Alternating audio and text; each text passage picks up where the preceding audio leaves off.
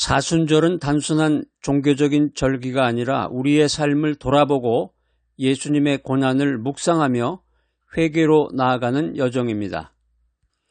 회개는 마음의 혁명입니다. 회개라는 것이 단순한 후회가 아니라 삶을 근본적으로 바꾸는 변화입니다. 사순절은 이 혁명을 시작하는 시간입니다.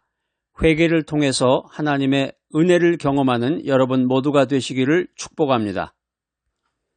서울 서초구에 거주하는 김민석 씨가 있습니다. 가명입니다. 김민석 씨는 서초중앙장로교회에서 장로님으로 교육부에서 봉사하고 있습니다.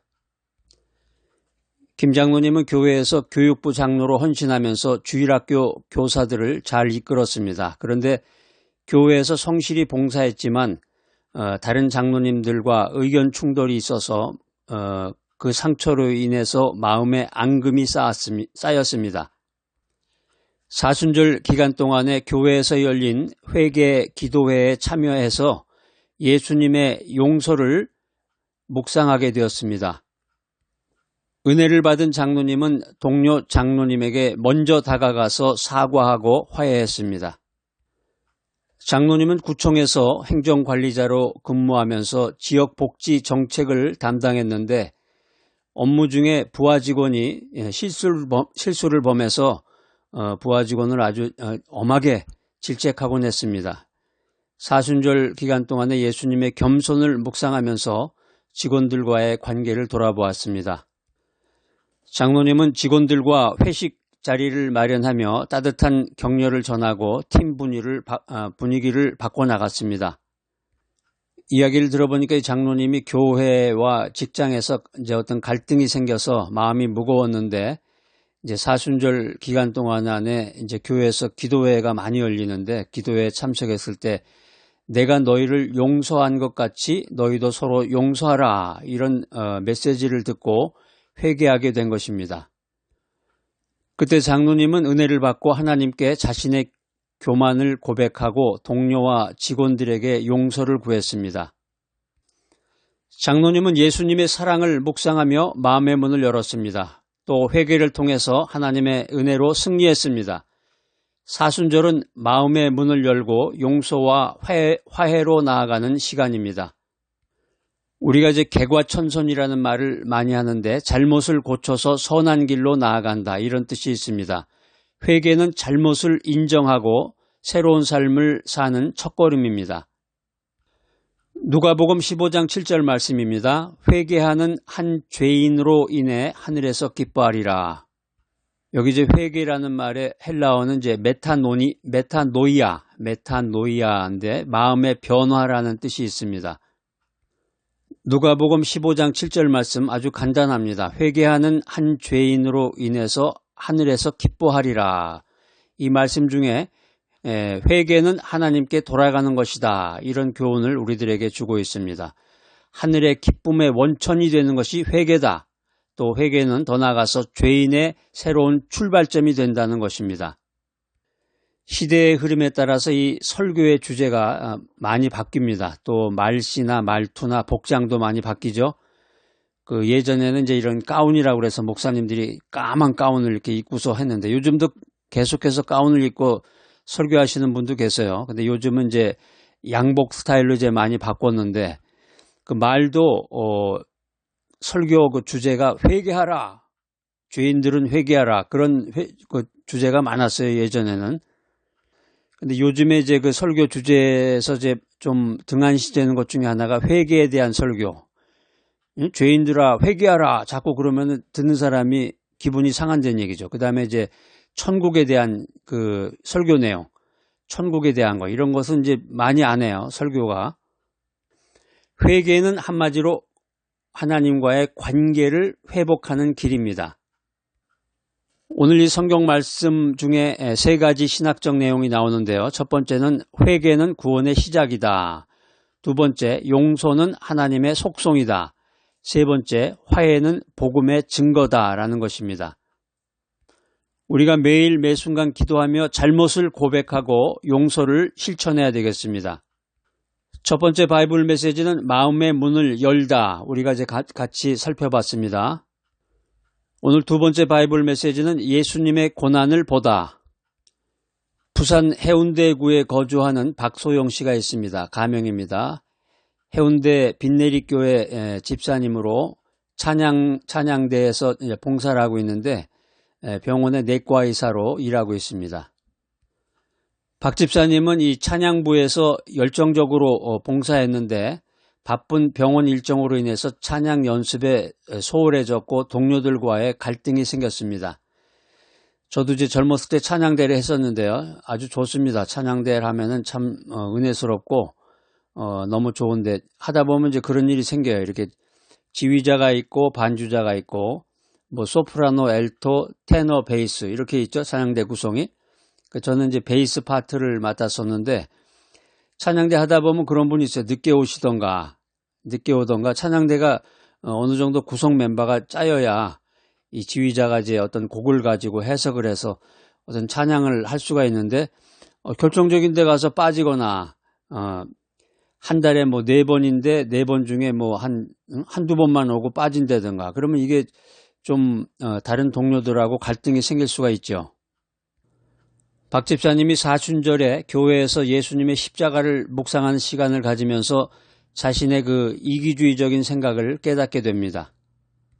그렇죠. 자기 이기심을 깨달으면 이제 동료들한테 뭐 짜장면이라도 한 그릇씩 사준다든가 뭐 이렇게 나와야 되는데 여기 박 집사님이 이제 동료들에게 사과를 하고 찬양에 더 헌신하기로 결단합니다.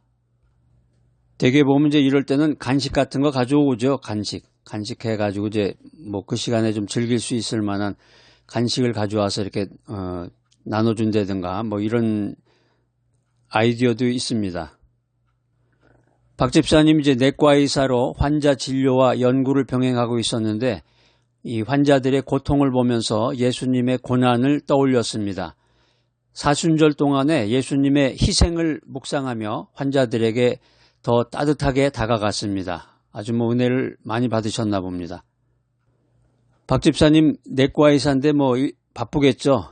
일상생활이 바쁠 텐데 가족과 교회에 이제 소홀할 수밖에 없고 초등학교에 다니는 그 딸하고의 그 대화 시간이 점점 줄어들면서 그렇게 되면은 이게 좋은 엄마가 될 수가 없는 거죠. 남편하고도 마찬가지고 사순절 기간 동안에 예수님의 고난을 묵상하면서 자신의 그 인생의 우선순위에 대해서 점검해 보는 시간을 가졌습니다. 하나님께 기도하면서 가족들과의 시간을 늘려나갔고 환자들에게도 더 공감하며 섬겼습니다. 박 집사님은 예수님의 고난을 묵상하면서 하나님의 은혜로 마침내 승리하게 되었습니다. 뭐 승리라는 게 뭐 전쟁에서 승리했다기보다는 이제 한때 그런 말이 또 유행하잖아요. 승리하세요. 오늘도 승리하세요.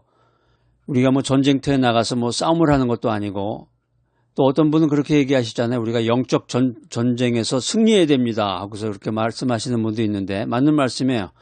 하나님의 은혜로 우리가 승리해야 됩니다. 그래서 이 사순절 기간은 예수님의 희생을 통해서 우리의 삶을 돌아보는 시간입니다. 이사야서 53장 5절 말씀입니다. 그가 찔림은 우리의 허물을 인하며. 오늘 이 이사야서 말씀을 통해서 우리가 예수님의 대속적인 고난에 대한 생각을 할 수가 있고 예수님이 우리의 죄를 위해서 희생하시는구나. 또 더 나아가서 우리를 향한 치유의 약속을 주시는구나 하는 것을 우리가 깨닫게 됩니다.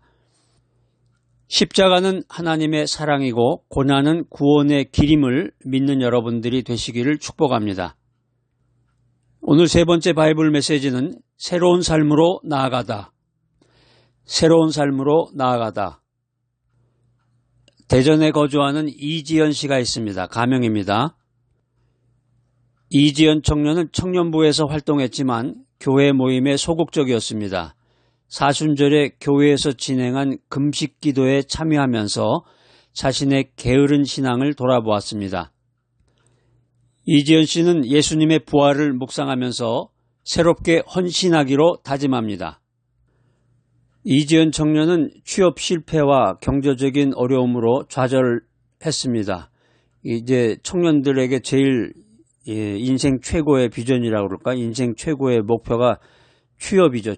취업을 못해서 청년들이 취업을 못해서 아주 힘들어하는데, 그런데 취업을 못한 사람도 있고 또 취업을 잘해서 성공적으로 인생을 살아가는 청년도 있고, 모두가 이제 다양한 모습으로 인생을 살아가고 있습니다. 제가 이제 주변에 지인들이나 지인들의 이제 아들이나 이렇게 관계되는 사람들을 이렇게 한번 조사해 보니까 예전에는 이제 스카이 대학을 나와야 이제 뭐 삼성, 현대, LG 뭐 이런 대기업에 들어가고 뭐 그런 일들이 많았는데, 요즘은 보니까 스카이 대학 출신도 아닌데, 스카이 대학 출신도 아니고 삼류대학 정도 대학인데 그 삼성, 현대, LG 같은 데를 취직해서 당당하게 그들과 어깨를 당당히 겨루면서 그렇게 사회생활을 하는 그런 청년들도 많이 봤습니다. 또 이제 젊은 나이에 뜻을 세워서 미국 유학을 간다든가 아니면 이제 캐나다나 호주나 뉴질랜드 같은 데로 이제 유학을 가가지고 자신의 그 비전을 이제 꿈꾸는 그런 청년들도 사실은 많이 있습니다. 제가 이 이지연 청년 만나면 조금 꼭 해주고 싶은 말이 있네요, 정말. 근데 이 이지연 청년이 사순절 기간 동안에 이제 금식 기도에 참여하면서 하나님께 자신의 미래를 맡겼습니다. 아주 좋습니다. 할렐루야. 이지연 청년은 이제 새롭게 취업 준비를 시작하고 부모님과 대화를 나누며 관계를 회복했습니다. 예수님의 부활 소망이 그녀의 삶을 갱신했습니다.